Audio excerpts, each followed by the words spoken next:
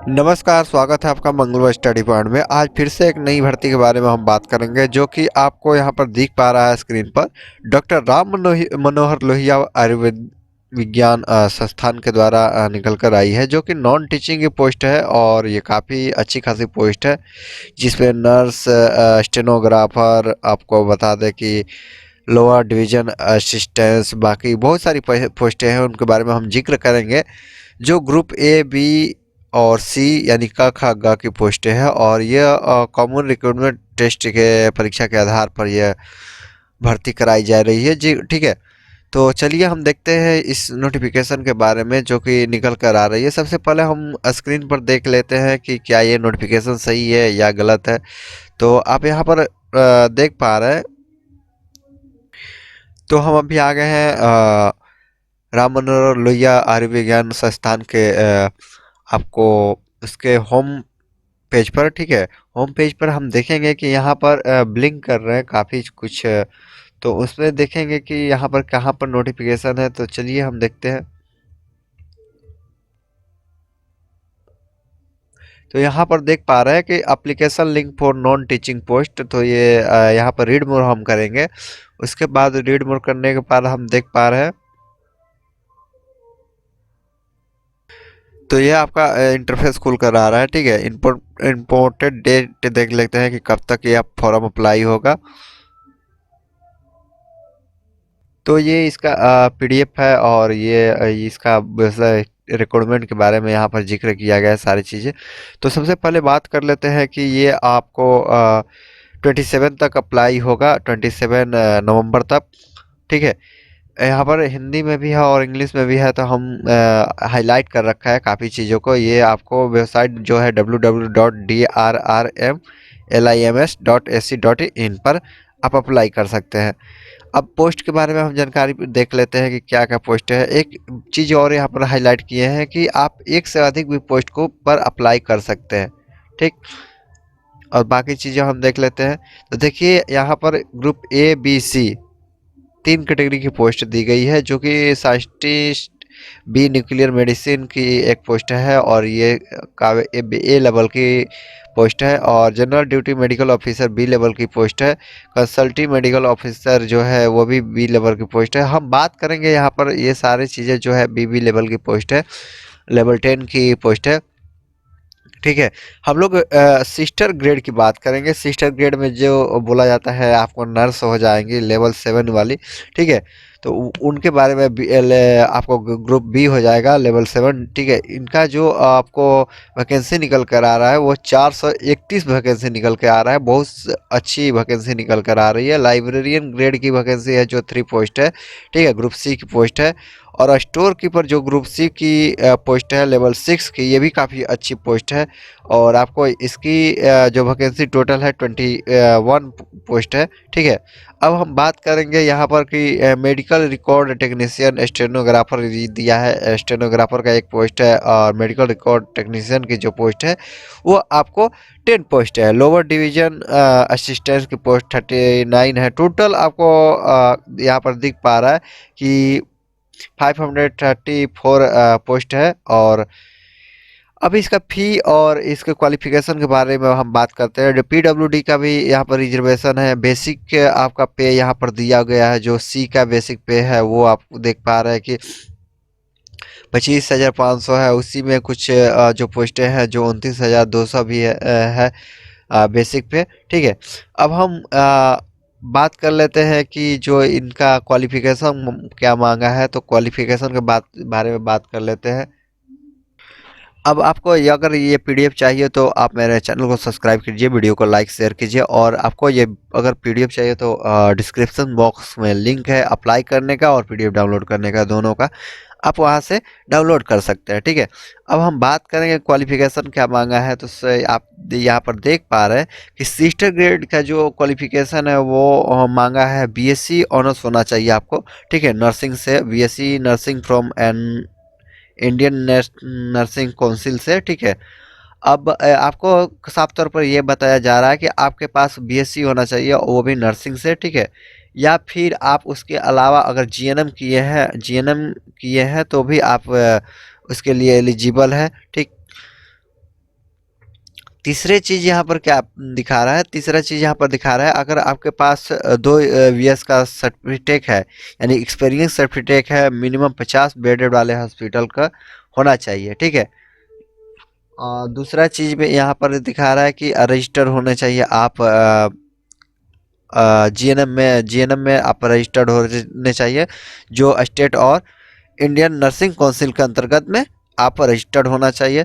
ये दोनों क्वालिफिकेशन में से आपके पास कोई भी क्वालिफिकेशन हो तो आप इस पोस्ट के लिए एलिजिबल है, वरना आप इस पोस्ट के लिए एलिजिबल नहीं है। अब हम दूसरी पोस्ट की बात कर लेते हैं। दूसरी पोस्ट क्या है, तो दूसरी पोस्ट हम बात करेंगे असिस्टेंट डाइटिशियन की। तो एमएससी होना चाहिए फूड एंड न्यूट्रिशन से, ठीक है, फ्रॉम ए रिकॉग्नाइज्ड यूनिवर्सिटी, मतलब आपके पास कोई चिन्हित यूनिवर्सिटी के से आप फूड और न्यूट्रिशन में एमएससी किए हो और आपके पास 2 साल का एक्सपीरियंस होना चाहिए, ठीक है, बड़े हॉस्पिटल से, टीचिंग हॉस्पिटल से, बड़े टीचिंग लार्ज टीचिंग हॉस्पिटल से। अब लाइब्रेरियन की बात कर लेते हैं, तो आप ग्रेजुएट इन साइंस होने चाहिए और भी लाइब्रेरी साइंस से विथ 2 ईयर्स एक्सपीरियंस के साथ, ठीक है।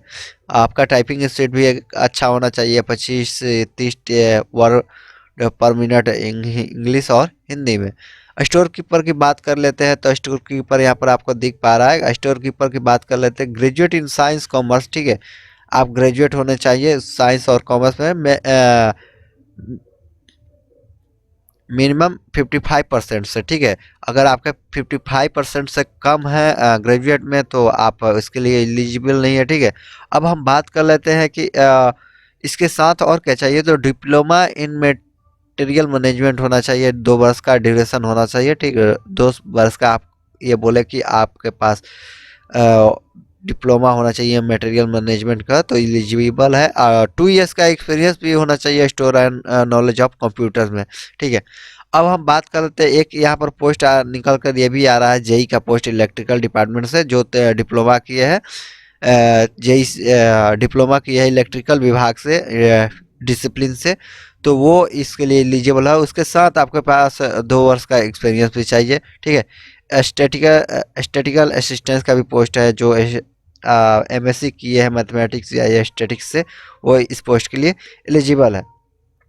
अब हम बात कर लेते हैं कि फर्मे फर्मा फार्मासिस्ट का भी पोस्ट है यहाँ पर, जो डिप्लोमा किए हैं और आपको फार्मेसी में डिप्लोमा किए हैं उनके लिए ये पोस्ट है। मेडिकल रिकॉर्ड टेक्नीशियन की बात कर लेते हैं, जो भी व्यक्ति graduate degree diploma in medical record technology and knowledge of computer से किए हैं, वो मेडिकल रिकॉर्ड टेक्नीशियन पोस्ट के लिए एलिजिबल है।